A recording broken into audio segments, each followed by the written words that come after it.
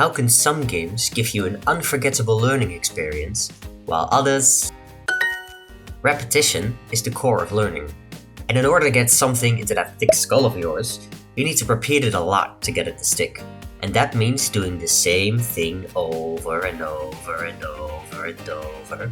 After a few times of doing it consistently, you completely give up and never touch whatever it was you were learning again. So why should you want that in a game?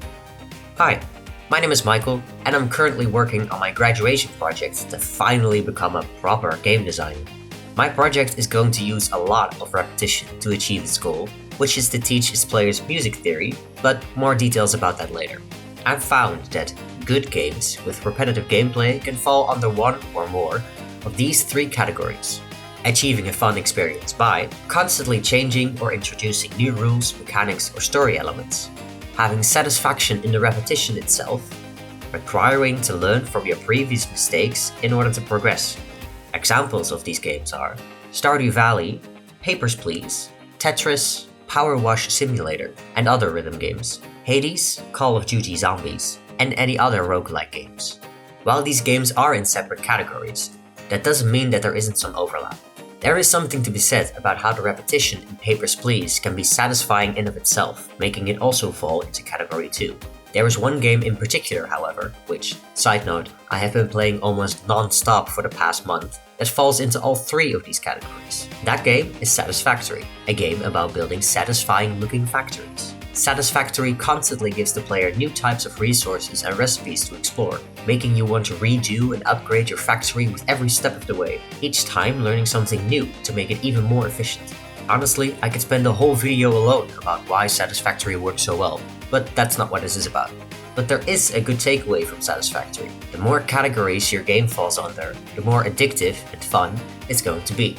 But that doesn't mean you can just slap a random label on your game and it'll magically be perfect in regards to repetition. You'll still have to put in the work, otherwise you'll end up with less than ideal designs. But why does this one fail where others succeed?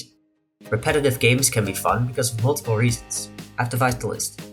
Repetitive games can be fun because of a dopamine loop, offering small but consistent rewards, meaningful progression, letting the player's actions impact the storyline in a meaningful way, personalization and customization, letting the player put themselves in the shoes of the character by making them their own, a sense of control, controlling the environment, managing resources, or making impactful decisions. Of this list, there is one reason in particular which, if done right, can be a great asset to a game. When done like some other games, it becomes a dark design pattern. These are design techniques used to urge players into doing things that they otherwise wouldn't normally do on their own. Talking about these patterns could yet again be a whole video in of itself, so if you want to learn more about dark design patterns, you can check out the link in the description. So how am I, and how can you, go about this? But first, the why. Why am I specifically doing this in the first place? Hi again.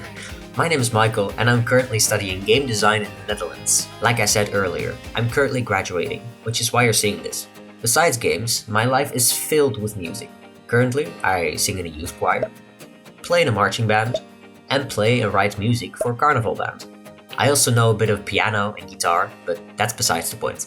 When I needed to hand in a proposal to start my graduation project, I was thinking of somehow combining the two very important aspects of my life. But I didn't want to create just another rhythm game. Then I landed on the struggles my more beginner musician friends face, which mainly consisted of not knowing how to read the sheet music in front of them in the first place. I had learned to read sheet music a long time ago, so for me it's more like second nature. But I do remember how utterly boring it was learning the names of the notes, the chords, how many sharps and flats a certain key had. That's when I decided to dedicate my graduation project to this problem. That's also the moment I found out that there wasn't really anything like that. If you look up music teaching games, you get stuff clearly intended for children. They're still kind of fun to do, but they don't really appeal to a more mature audience as a whole. Now when you look up music teaching games for adults, there's nothing. Well, not nothing necessarily, but I wouldn't define them as games per se. I would more categorize them as tools rather than games. As while they are useful, they aren't very fun and get pretty repetitive after using them a time or two. But if there isn't anything like it, would there even be a market for a game like that? Well, yes. At least according to my own survey amongst my musician friends there is. So then comes the design question. How can I, as a game designer, create a mobile game for beginning musicians aged 18 to 40 that teaches them music theory in a playful and motivating way without it feeling monotonous? But how? Remember the different categories and how I believe that Satisfactory falls into all three? Yeah, I want to do something just like it. In this context, categories 1 and 3 are pretty easy to achieve. The constant introduction of new rules is how you learn more complicated topics, and learning from your past mistakes is an essential part of learning. I do also want to strengthen category 1 by adding an overarching story the player can progress through, but that's not the main focus right now. The most difficult category is going to be category 2, having satisfaction in the repetition itself. I can already see the amount of testing and iterating I'm going to have to do, which both excites and frightens me at the same time.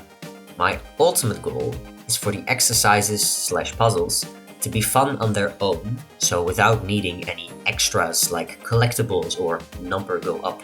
That means the player will feel more intrinsic motivation to practice rather than extrinsic, which is a better motivator in the long run.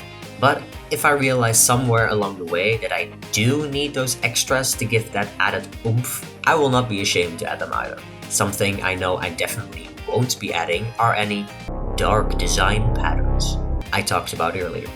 I won't lie to you, there isn't really anything I can show you just yet. Everything is still either in its concepting or early prototyping phase.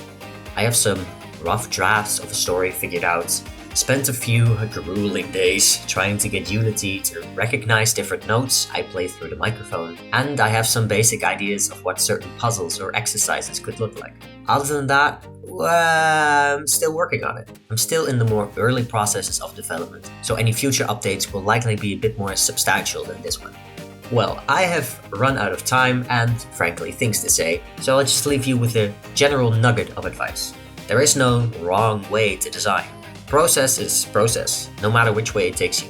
Thank you so much for watching, and if you enjoyed it, be sure to give it a like and maybe pass over that subscribe button if you want to see more like this in the future. I'll see you in about 4 weeks when I upload my next devlog. See ya!